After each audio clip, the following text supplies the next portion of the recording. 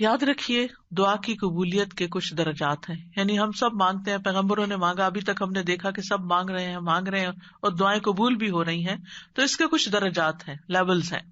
رسول اللہ صلی اللہ علیہ وسلم نے فرمایا، اگر کوئی شخص اللہ سے دعا کرتا ہے تو اس کی دعا ضرور قبول ہوتی ہے، اس کی دعا ضرور قبول ہو جاتی ہے، خواہ دنیا میں اسے وہ چیز دے دی جائے، یعنی جو مانگ رہا ہے وہ یہیں مل جائے، یا اس کے لیے آخرت میں ذخیرہ بنا دیا جائے، یا پھر اس دعا کے بقدر اس کے گناہوں کا کفارہ ادا ہو جاتا ہے، بشرطے کہ اس کی دعا کسی گناہ یا قطع رحمی کے لیے نہ ہو اور وہ جلدی نہ کرے۔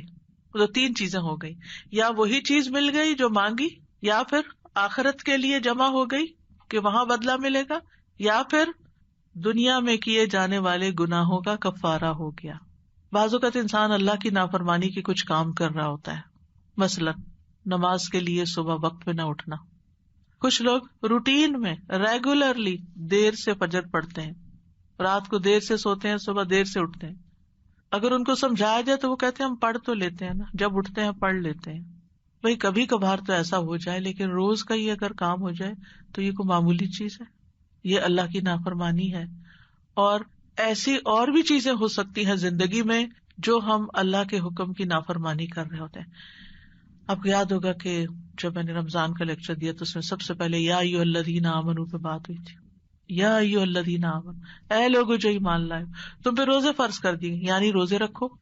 اور کتنے ہی اللہ تعالیٰ کے احکامات ایسے ہیں جو اللہ تعالیٰ مومنوں سے ان کو فلفل کرنے کے لیے کہتا ہے، لیکن کیا ہم وہ سارے فلفل کر رہے ہیں؟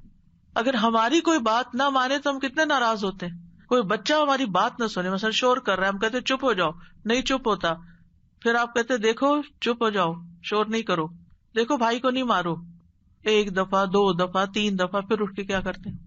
پھر لگانی پڑتی ہے نا۔ کیوں لگانی پڑتی ہے؟ تاکہ فساد ختم ہو، لڑائی ختم ہو۔ ویسے نہیں وہ مان رہا، ہمارا بھی یہی حال ہے۔ اللہ تعالیٰ ہمیں ڈھیل دیے رکھتے ہیں، یہ غلط کام نہیں کرو، نہیں کرو، نہیں کرو، مختلف چانسز ملتے رہتے ہیں، نہیں چھوڑتے، پھر اللہ تعالیٰ کسی مشکل میں ڈال دیتے ہیں، اب بندے بنو گے تم، اب آؤ گے میری طرف۔ پھر بندہ اللہ کی طرف رجوع کرتا ہے، پھر توبہ کرتا ہے، پھر معافیاں مانگتا ہے، پھر دعائیں کرتا ہے، پھر اللہ سبحانہ وتعالیٰ اس کی دعا سن لیتا ہے اور اس کے پچھلے گناہ معاف ہو چکے ہوتے ہیں۔ جب تک دعائیں کرتا رہتا ہے، وہ عبادت کی حالت میں ہوتا ہے نا، تو اس عبادت سے ان الحسنات یذہبن السیئات، گناہ جب معاف ہو جاتے ہیں، بندہ نکھر کے ٹھیک ہو جاتا ہے، پھر اس کی دنیا کی مشکل آسان ہو جاتی ہے اور آخرت میں بھی اس کی صفائی ہو چکی ہوتی ہے، گناہ کم ہو چکے ہوتے ہیں۔ ہمیں سمجھ نہیں آ رہی ہوتی کہ یہ ہمارے ساتھ کیا ہو رہا ہے، ہماری دعا کیوں نہیں قبول ہو رہی، لیکن وہ قبول ہو رہی ہوتی ہے، وہ کہیں اور کام کر رہی ہے، وہ کسی اور طریقے سے قبول ہو رہی ہے، وہ گناہوں کی معافی کا ذریعہ بن رہی ہے۔ اسی لیے دعا کا ایک طریقہ کیا ہے؟ صرف استغفار کرنا، جیسے نوح علیہ السلام نے کہا تھا فَقُلْتُ اسْتَغْفِرُوا رَبَّكُمْ إِنَّهُ كَانَ غَفَّارًا يُرْسِلِ السَّمَاءَ عَلَيْكُمْ مِدْرَارًا، قحط سالی ہو گئی، بارشیں رک گئی، استغفار کرو، بارشیں برسنے لگیں گی، تمہارے گناہوں کی وجہ سے رکی تھی، توبہ کر لو، پھر حالات اچھے ہو جائیں گے۔ سارے مل کے توبہ کرو، پوری قوم توبہ کرے، اسی لیے وہ صلاۃ الاستسقاء پڑھی جاتی ہے، سب مل کے دعا کرتے ہیں اللہ تعالیٰ سے۔ تو نبی صلی اللہ علیہ وسلم نے فرمایا بشرطے کہ اس کی دعا کسی گناہ یا قطع رحمی کے لیے نہ ہو اور وہ جلدی نہ کرے۔ صحابہ نے عرض کیا یا رسول اللہ، جلدی سے کیا مراد ہے؟ آپ نے فرمایا یہ کہے کہ میں نے اللہ سے دعا کی لیکن اس نے قبول نہیں کی، یہ نہ کہے کبھی۔ بعض اوقات کوئی شخص اپنا مسئلہ بتاتا ہے نا اور اس کو حل یہ بتایا جاتا ہے دعا کرو، تو کہتے ہیں دعا تو بہت کی ہے بھائی، پھر اور کیا کرنا ہے؟ پھر بھی دعا ہی کرنی ہے، ابھی اور بھی کرنی ہے، ابھی کاؤنٹ پورا نہیں ہوا، ابھی ٹائم پورا نہیں ہوا، جب تک وہ ٹائم نہیں آتا تمہیں مانگتے چلے جانا ہے، مانگتے رہو، اسی میں فائدہ ہے۔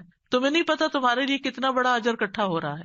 اگر آج وہ قبول ہوگی نا، تم پھر مستی میں آ جاؤ، کیونکہ اللہ تعالیٰ کو زیادہ پتا ہے نا کہ اس بندے کو اگر میں نے یہ چیز دے دی، اس کی تو آخرت خراب ہو جائے گی۔ آپ کو نہیں پتا ہوتا کہ آپ اگر اپنے بچے کو اس ایج میں گاڑی لے دیں گے تو وہ کیا کرے گا، اس ایج میں فلاں چیز دے دیں گے تو کیا کرے گا، حالانکہ آپ افورڈ کر سکتے ہیں، آپ اس کو دے سکتے ہیں، لیکن کیوں نہیں کوئی چیز دیتے اس وقت جب وہ مانگ رہا ہوتا ہے، آپ کی منتیں کر رہا ہوتا ہے، دائیں بائیں آگے پیچھے، دن رات آپ کے پیچھے بچے پڑ جاتے ہیں۔ مجھے یاد ہے کہ میرے ایک بچے کو جب فون چاہیے تھا تو پیچھا ہی نہیں چھوڑتا تھا، دن رات میرے پیچھے، دن رات میرے پیچھے۔ میں نہیں دینا چاہتی تھی کہ ابھی وہ ایج نہیں میچورٹی کی کہ جس میں فون دیا جائے. تو کیا میں ظالم تھی؟ نہیں، اسی کی خاطر، اسی پر مہربانی اور اسی کے فائدے کی خاطر نہیں دینا چاہتی تھی. یہ تو ہم انسان ہیں کم عقل، چھوٹی سی عقل میں تھوڑی سی بات سمجھ جاتے ہیں کہ ابھی یہ چیز نہیں دینی. اسی طرح آپ کے گھر میں مثلاً کوئی شوگر کا پیشنٹ ہے، اس کا من پسند کھانا رکھا ہوا ہے لیکن آپ اس کو نہیں دیتے. کیوں نہیں دیتے؟ ایسا نہیں ہے کہ وہ ہے نہیں کھانا، سب کچھ ہے، لیکن اس لیے نہیں دیتے کہ وہ کھا کر بیمار ہوگا اور بیمار ہوگا، سخت نقصان ہو سکتا ہے. نہیں دینا. تو کیا اللہ تعالیٰ کو نہیں پتا کہ جو کچھ ہم مانگ رہے ہیں وہ ابھی ہمیں اس کو دینا ہے یا نہیں دینا، ابھی یہ کام ہو جانا چاہیے یا نہیں ہو جانا چاہیے؟ اس کو ہم سے زیادہ پتا ہے.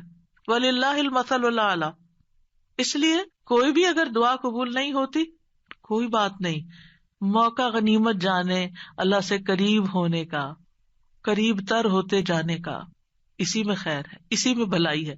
قد جعل اللہ لکل شیء قدرا. اللہ نے ہر چیز کا ایک اندازہ رکھا ہے، وقت رکھا ہے، ایک ٹائم ہے، اس پر ہو جائے گا. اب یہ جو 3 ہے قبولیت کے راستے، ان میں سے سب سے پہلا کہ کبھی اللہ تعالیٰ وہ چیز دے دیتا ہے جو ہم مانگتے ہیں. مثلاً ابراہیم علیہ السلام نے نیک بیٹا مانگا تھا، ربی حبلی من الصالحین. انہوں نے صرف بیٹا نہیں مانگا، کہا ربی حبلی من الصالحین، اللہ مجھے نیک بیٹا دے. کتنی عقل مند تھے نا. ہم جب کوئی چیز مانگتے ہیں تو بس کہتے ہیں کچھ مل جائے، بس جو بھی مل جائے لے لیں گے. نہیں، کوالٹی والی چیز مانگے، اللہ سب کچھ دے سکتا ہے. تو اللہ تعالیٰ نے کیا کیا؟ فبشرناہ بغلام حلیم. تو ہم نے اسے ایک بہت بردبار لڑکے کی، بہت ٹالرنٹ، بہت ہمبل، بہت اچھے اخلاق والے بچے کی خوشخبری دی. آپ دیکھیں کہ ہم حلم اور برداشت کو نیکی نہیں عام طور پہ سمجھتے کہ یہ بھی کوئی نیکی، حالانکہ یہ نیکیوں کی بنیاد بن جاتی. جس بندے کے اندر ٹالرنس ہوتی ہے، وہ دوسرے کی بات سن کے برداشت کر جاتا ہے، وہ وار سہ جاتا ہے، وہ شوق برداشت کر لیتا ہے. تو کتنی بڑی کوالٹی، کتنی بڑی خوبی کہ کوئی آپ کو اوفینڈ کر رہا ہے اور آپ اوفینڈ نہ ہو، اور اگر ہوں بھی تو آپ برداشت کر جائیں اور اپنے منہ سے کچھ نہ بولیں، ایک کان سے سونے دوسرے سے نکال دیں اور اس کو دل پر نہ لیں. کچھ لوگوں کا حال یہ ہوتا ہے کہ اگر چھوٹی سی بھی کوئی بات ان کو کہہ دے تو وہ ان کے اندر ایسی ہلچل مچاتی ہے کہ انہیں ہر چیز بھول جاتی ہے اور وہ وہی سوچے جاتے. یہ بھی اپنے آپ کو ٹارچر دینا ہے. جس نے وہ بات کی اس کو تو شاید خبر بھی نہ ہو، تو میٹھی نیند سو رہا ہو اور آپ خواہ اپنے بستر پہ کروٹ بدل رہے ہیں. تو یہ کیا ہے؟ ریزسٹنس نہیں ہے آپ کے اندر. آپ ہر چیز لیے جا رہے ہیں اپنے اوپر. بھیا کیوں اپنے اوپر ہر چیز لیے جا رہے ہیں؟ پرے پھینکے اس کو اٹھا کے کہ اس نے کہا، اس کا اخلاق، اس کی غلطی اسی پر. میں اپنے دل میں یہ نہیں سوچوں. اپنے آپ کو بول کے کہا کرے. آواز کا بھی ایک اثر ہوتا ہے. بولا کرے مجھے اس بات کو اب نہیں سوچنا، مجھے اس کو محسوس نہیں کرنا، مجھے اپنے دل میں نہیں رکھنا. اور پیٹرن بریک کر کے کچھ ایسی چیز پڑھے، کچھ ایسا کام کرے کہ بھول جائیں اس کو. اور نیکسٹ ٹائم وہ شخص سامنے آئے تو منہ بنا کے اور غصے کی آنکھوں سے مت دیکھیں، اچھے سے اسمائل کر کے دیکھیں، اچھے سے اسمائل کر کے بات کریں. آپ دیکھیں گے کہ وہ جو غصہ آیا بھی تھا نا وہ کہیں چلا جائے گا. لیکن ہم غصے کو پرورش دیتے ہیں، اس کی پرورش کرتے ہیں. کہا تھا نا اس نے، اب میں نے اس کے ساتھ یہ کرا، اندر ہی کھچڑی پکاتے رہتے ہیں. اور جب وہ شخص سامنے آتا ہے تو کوئی نہ کوئی سخت لفظ بول جاتے ہیں کیونکہ ہم بدلہ لینا چاہ رہے ہوتے. اب کیا ہے، آپ نے تو ایک لفظ بولا، ہو سکتا ہے وہ 10 اور بول دے. آپ بتائیں کیا کریں گے؟ مسئلہ تو حل نہیں ہوا، مسئلہ تو وہیں کھڑا رہا، پریشانی تو وہیں رہی. تو کیا فائدہ ہوا؟ تو اس لیے یہ حلم کی کوالٹی جو ہے، یہ برداشت کی کوالٹی جو ہے، بہت بڑی خوبی ہے. اور آپ دیکھیے کہ اگر آپ کے بچے کے اندر یہ ہے نا تو آپ بڑی خوش قسمت پیرنٹ ہیں کہ آپ اس کو ڈانٹ رہے ہیں، آپ اس کو سنا رہے ہیں اور وہ آگے سے آپ کو جواب نہیں دیتا. کتنے خوش قسمت ہیں آپ کہ آپ کا بچہ آپ کی ڈانٹ سن لیتا ہے، آپ کا بچہ آپ کا غصہ برداشت کر جاتا ہے اور پھر بھی آپ کے ساتھ اچھا سلوک کرتا ہے. یہ کوئی چھوٹی نعمت ہے؟ یہ ہے نیک ہونا، یہ نیکی کی علامت ہے. انہوں نے کہا اللہ نیک بچہ چاہیے، اللہ نے کہا اچھا یہ حلیم بچہ لے لو، حلم والا ہے. اسی لیے تو جب انہوں نے کہا آؤ میں تمہیں ذبح کرتا ہوں تو وہ حاضر ہو گئے. ٹھیک ہے ذبح بھی کر لیں. آج آپ دیکھیں کہ بعض اوقات ہمارے بچے دنیاوی لحاظ سے بڑے کامیاب ہوتے لیکن ایک چھوٹی سی بات ان کو کہہ دیں تو وہ اتنے زیادہ اوفینڈ ہو جاتے ہیں. تو وہ آنکھوں کی ٹھنڈک تو نہ ہوئے نا، صرف ان کی دنیاوی کامیابیاں، وہ تو ان کے اپنے لیے ہیں دنیاوی کامیابیاں. ٹھیک ہے ماں باپ کو بھی نیک نامی سے کچھ حصہ مل جاتا ہے، لیکن ماں باپ کی آنکھوں کی ٹھنڈک اولاد کی نیکی ہوتی ہے. یہ جو ہم کہتے ہیں نا ربنا ہب لنا من ازواجنا وَذُرِّيَّاتِنَا قُرَّةَ أَعْيُنٍ، تو ایک ایمان والے کے لیے آنکھوں کی ٹھنڈک اس میں ہوتی ہے کہ بچہ خیر اور بھلائی کے کتنے کام کرتا ہے۔ بہرحال ان کی دعا قبول ہو گئی۔ کبھی ایسا بھی ہوتا ہے کہ مانگی ہوئی چیز سے اللہ تعالیٰ زیادہ بہتر چیز آپ کو دے دیتا ہے۔ آپ کچھ اور مانگ رہے تھے، آپ کو مانگنا نہیں آ رہا تھا، اللہ تعالیٰ کو آپ پر پیار آیا، آپ نے چھوٹا مانگا، اللہ نے اس سے بڑھ کر آپ کو دے دیا۔ کئی دفعہ ہم کہتے ہیں نا کہ میں نے تو کبھی یہ سوچا بھی نہیں تھا، میں نے اتنا نہیں مانگا تھا۔ میرے ایک رشتے دار ہیں، اللہ نے ان کو بہت دیا، تو کبھی میری بات ہوتی ہے ان سے تو کہتے ہیں کہ میں نے اتنا نہیں مانگا تھا، میں نے اتنا نہیں مانگا تھا، اور اللہ تعالیٰ دیتا ہی چلا جا رہا ہے۔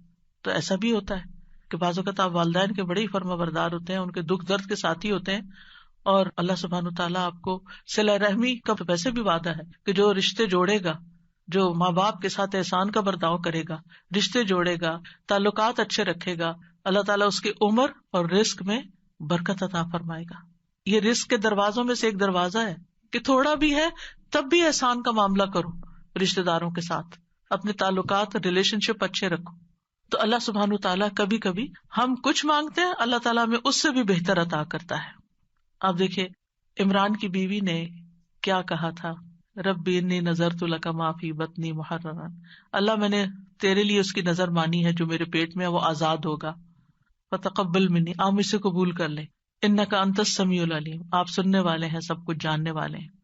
اور اب کیا ہوا، بیٹی پیدا ہو گئی۔ انہوں نے سمجھا کہ بیٹی کوئی اچھی چیز نہیں، بیٹا چاہیے تھا، خیال ان کا یہ تھا، واللہ اعلم بما وضعت ولیس الذکر کالانثی، اللہ تعالیٰ نے کیا فرمایا کہ لڑکا لڑکی کی طرح نہیں ہوتا، یہاں جو کام بیٹی کرے گی وہ بیٹا نہیں کر سکتا۔ اور پھر حضرت مریم سے کیسی خیر دنیا میں جاری ہوئی، اللہ نے ان کو کس طرح چنا، ایمان والی عورتوں کی سردار ہیں وہ۔ کبھی اللہ تعالیٰ مانگی ہوئی چیز جیسی کوئی تکلیف دور کر دیتا ہے۔ آپ کچھ مانگ رہے ہوتے ہیں اور ادھر سے تکلیف آ رہی ہوتی ہے، اللہ تعالیٰ اس مانگنے کی وجہ سے اس تکلیف کو پیچھے ہٹا دیتے ہیں۔ ہم کہتے ہیں ہماری دعا قبول نہیں، کتنی غلط بات کرتے ہیں، استغفر اللہ۔ ہم کہتے ہیں میری دعا قبول نہیں، بھائی ہو چکی ہے، اللہ نے فرمایا ہے نا اجیب دعوت الداعی اذا دعانی، میں قبول کرتا ہوں، کیسے کہتے ہو نہیں قبول ہوتی؟ ہوئی ہے، تمہیں نہیں پتا کس شکل میں ہوئی ہے۔ تم چھوٹی چیز مانگ رہے تھے، میں تمہیں بہتر دینے والا ہوں۔ تم کچھ مانگ رہے تھے، میں تم سے مصیبت دور کر رہا ہوں۔ اگر وہ مصیبت دور نہ کرو تو یہ تمہاری مانگی ہوئی چیز مل بھی جائے تو تم فائدہ نہیں اٹھا سکتے اس سے۔ نبی صلی اللہ علیہ وسلم نے فرمایا جو مسلمان کوئی ایسی دعا کرے جس میں گناہ یا قطع رحمی کا کوئی پہلو نہ ہو تو اللہ اسے تین میں سے کوئی ایک چیز ضرور عطا فرماتے ہیں، یا تو فوراً ہی اس کی دعا قبول کر لی جاتی ہے، یا آخرت کے لیے ذخیرہ کر لی جاتی ہے، یا اس سے اس جیسی کوئی تکلیف دور کر دی جاتی ہے۔ صحابہ نے عرض کیا اس طرح تو پھر ہم بہت کثرت کریں گے۔ آپ نے فرمایا اللہ اس سے بھی زیادہ کثرت والا ہے، یعنی آپ بہت مانگو گے تو اللہ تعالیٰ اس سے بھی زیادہ دے سکتا ہے، تمہارے مانگنے سے بھی زیادہ دے سکتا ہے۔ کبھی گناہوں کا کفارہ بن جاتی ہے، حدیث میں آتا ہے وَإِمَّا أَن يُكَفَّرَ عَنْهُ مِن ذُنُوبِهِ بِقَدْرِ مَا دَعَا، یا پھر اس دعا کی وجہ سے اس کے گناہوں کا کفارہ ادا ہو جاتا ہے، ایکسپیشن ہو جاتی ہے۔ یعنی بعض اوقات ہماری نماز میں کوئی کمی رہ جاتی ہے، بعض اوقات روزے میں رہ جاتی ہے، زکوٰۃ میں رہ جاتی ہے، کئی چیزیں ہیں جو ہمارے فرائض ہیں ہم ادا کر رہے ہوتے ہیں لیکن کہیں نہ کوئی کمی ہوتی ہے اور اس کا ہمیں پتہ ہی نہیں چلتا۔ کبھی وضو میں کوئی کمی رہ جاتی ہے، تو ان چیزوں کا پھر کفارہ تو کرنا ہے نا۔ تو پھر یہ دعائیں جو ہیں یہ اس کبھی کوتاہی کا بھی کفارہ کرتی ہیں۔ پھر یاد رکھیے کہ جو لوگ مایوس ہوتے ہیں اور اللہ سے مانگتے نہیں، مانگنا چھوڑ دیتے ہیں، تو اللہ تعالیٰ نے ایسے لوگوں کی مذمت بیان کی ہے۔ اگر وقتی طور پر وہ نہیں مل رہا جو آپ کے دل میں اٹکا ہوا ہے کہ یہی ملنا چاہیے، اور پھر آپ کو نہیں ملتا اور آپ دعا مانگنا چھوڑ دیتے ہیں، تو یہ طریقہ درست نہیں۔ وقال ربکم ادعونی استجب لکم، تمہارا رب فرماتا ہے مجھ سے دعا کرو میں تمہاری دعا قبول کروں گا۔ ان الذین یستکبرون عن عبادتی، بے شک جو لوگ میری عبادت سے تکبر کرتے ہیں، سیدخلون جہنم داخرین، وہ جہنم میں ضرور ذلیل و خوار ہو کے داخل ہوں گے۔ دعا روک دینا یہ سوچ کر قبول نہیں ہوتی تو فائدہ نہیں مانگنے کا، یہ کیا ہے؟ دراصل اللہ سے مایوس ہونا، نا امید ہونا اور اللہ سے ناراض ہونا، تبھی تو آپ اس کو چھوڑ رہے ہیں، پھر آپ کہاں جائیں گے؟ تو اللہ تعالیٰ کو یہ چیز سخت ناپسند ہے۔ امام شوکانی رحمہ اللہ اس آیت کے بارے میں کہتے ہیں یہ آیت کریمہ اس بات پر دلالت کرتی ہے کہ دعا عبادت کا حصہ ہے، پس اللہ سبحانہ تعالیٰ نے اپنے بندوں کو حکم دیا ہے کہ وہ اس سے دعا مانگیں، یعنی دعا مانگنے کا حکم اللہ تعالیٰ نے دیا ہے۔ پھر فرمایا ان الذین یستکبرون عن عبادتی، یہ آیت اس بات کا فائدہ دیتی ہے کہ دعا عبادت ہے اور اللہ سے دعا نہ مانگنا تکبر ہے، اور اس تکبر سے زیادہ برا عمل کوئی نہیں. یعنی وہ جب منافقین سے کہا جاتا تھا نا کہ تم رسول کے پاس آؤ اور استغفار کرو، تو وہ سر جھٹک دیتے تھے، ہم نہیں جاتے، ہم نہیں کرتے. آج بھی آپ دیکھیں کہ بعض اوقات کسی کو نیکی کی کوئی بات کہی جاتی کہ یہ صدقہ کر لو، یہ نیکی کر لو، تو وہ سر جھٹک کے چلے جاتے، اور نہیں تمہارے پاس کچھ کہنے کو، ہر وقت یہی نصیحت ہے. تو انسان کی اس میں سب سے زیادہ محرومی ہے کہ انسان دعا چھوڑ دے، اس ہستی سے مانگنا چھوڑ دے جو اس کا خالق ہے، اس کا مالک ہے، اس کا رازق ہے، اس کو زندگی دینے والا ہے، اس کی موت بھی اس کے ہاتھ میں ہے، ثواب اور سزا دینے والا ہے. تو تکبر جو ہے انتہائی ناسمجھی کی چیز ہے اور نعمتوں کی ناشکری ہے. فرعون کیوں ڈوبا تھا؟ فرعون کیوں غرق ہوا؟ تکبر کی وجہ سے. قارون کو کیا مشکل ہوئی؟ قارون کیوں زمین میں دھنسا؟ فرعون پانی میں ڈوبا اور قارون زمین میں دھنسا، ایک خشکی میں ڈوبا اور ایک سمندر میں. دونوں کا مسئلہ ایک ہی تھا اور وہ تھا تکبر، پرائڈ، غرور. تو مشکل وقت میں اللہ کو نہ پکارنا دلوں کی سختی کی علامت ہے. یعنی جو تکلیف کے وقت بھی اللہ سے دعا نہیں کرتا، اس کا مطلب یہ کہ اس کا دل سخت ہو چکا ہے، ہارڈ ہارٹیڈ ہے. سورۃ الانعام میں اللہ تعالیٰ فرماتے ہیں فَلَوْلَا إِذْ جَاءَهُمْ بَأْسُنَا تَضَرَّعُوا، پھر جب ہمارا عذاب ان پر آیا تو انہوں نے عاجزی کیوں نہیں کی، دعائیں کیوں نہیں کی کہ اللہ اس عذاب کو ٹال دے. وَلَكِنْ قَسَتْ قُلُوبُهُمْ، لیکن ان کے دل سخت ہو گئے تھے. وَزَيَّنَ لَهُمُ الشَّيْطَانُ مَا كَانُوا يَعْمَلُونَ، اور شیطان نے ان کے لیے وہ سب خوشنما بنا دیا تھا جو وہ کیا کرتے تھے. ان کے اپنے عمل جو کہ obviously اللہ تعالیٰ کی ناراضگی کے تھے، وہ انہیں بڑے اچھے لگتے تھے اور سمجھتے تھے ہم بالکل ٹھیک کر رہے ہیں، ہم ٹھیک جا رہے ہیں. انسانوں میں سب سے زیادہ عبادت گزار کون تھا؟ اللہ کے رسول صلی اللہ علیہ وسلم. لیکن سب سے زیادہ ہمبلنس اور سب سے زیادہ دعائیں بھی آپ نے مانگی. یعنی جب میں مسنون اذکار دیکھتی ہوں، سبحان اللہ، یعنی کہ آپ تہجد کے وقت اٹھنے کے وقت سے لے کر پھر آپ فجر پڑھنے اور اس کے بیچ میں صبح کے اذکار اور پھر اس کے بعد جو ہر موقع کے اذکار اور پھر نمازیں اس کے علاوہ ہے، تلاوت قرآن اس کے علاوہ ہے، اور پھر رات کو سوتے وقت کے اذکار. یعنی اگر ان سارے اذکار کو انسان جمع کرتا ہے تو یعنی حیرانی ہوتی ہے کہ کس کثرت سے آپ اللہ کو یاد کرتے تھے. اور یہ ہمبلنس کی علامت ہے، حالانکہ آپ سب سے زیادہ عبادت گزار تھے، پھر بھی سب سے زیادہ دعائیں کرتے تھے، اللہ سے مانگتے رہتے تھے. اور لوگوں میں سب سے زیادہ بے بس وہ ہے جو دعا مانگنے سے بے بس ہے، جو دعا نہیں مانگتا. یاد رکھیے اللہ تعالیٰ سے مایوس ہونا کبیرہ گناہ ہے. ابن عباس کہتے ہیں ایک آدمی نے کہا اے اللہ کے رسول، کبیرہ گناہ کون کون سے ہیں، بڑے بڑے گناہ کون سے ہیں؟ آپ نے فرمایا اللہ کے ساتھ شرک کرنا، اللہ کے رزق سے مایوس ہو جانا اور اللہ کی رحمت سے مایوس ہونا. کبھی بھی مایوس نہیں ہونا چاہیے. پھر ایک اور بات اس سلسلے میں یہ یاد رکھی جائے کہ جہاں ہمیں اللہ سے مانگنا چاہیے وہاں ہمیں غیر اللہ سے نہیں مانگنا چاہیے، کیونکہ اللہ کے سوا سب سہارے کمزور ہیں. اب دیکھیں قرآن مجید میں صحابہ نے جتنے بھی چیزوں کے بارے میں پوچھا اس کے بارے میں آتا ہے یسألونک، وہ آپ سے سوال کرتے ہیں، وہ سوال کرتے ہیں. لیکن جب دعا کے بارے میں پوچھا تو اللہ تعالیٰ نے کیا فرمایا وَإِذَا سَأَلَكَ عِبَادِي عَنِّي، میرے بندے جب آپ سے سوال کرتے ہیں. سوال کا انداز کتنا اچھا لگا، اللہ تعالیٰ کو کتنا پسند آیا کہ سوال کرنے والوں کو میرے بندے کہا، اپنے بندے کہا. اس سے آپ اندازہ لگائیے دعا کی اہمیت کا. تو اللہ تعالیٰ نے یہ نہیں کہا قل یا فقل انی قریب، فرمایا انی قریب وَإِذَا سَأَلَكَ عِبَادِي عَنِّي فَإِنِّي قَرِيب، بس انہیں بتا دو کہ میں قریب ہی ہوں. گویا بندے اور اللہ کے بیچ میں کوئی واسطہ وسیلہ نہیں، کوئی اور نہیں، بس بندہ اور اللہ. ہم بیچ میں اوروں کو لے آتے ہیں. ہمارے معاشرے میں کتنا عام ہے کہ کوئی کسی پیر کو لے آتا ہے اور کوئی کسی بزرگ کو لے آتا ہے، اور دور جاہلیت میں فرشتوں کو اور بتوں کو اور معلوم نہیں کس کس کو. ما نعبدهم الا ليقربونا الى الله زلفى. مانگیں اللہ سے، غیر اللہ کی طرف نہیں جائیں، غیر اللہ کے سہارے سب کمزور ہیں.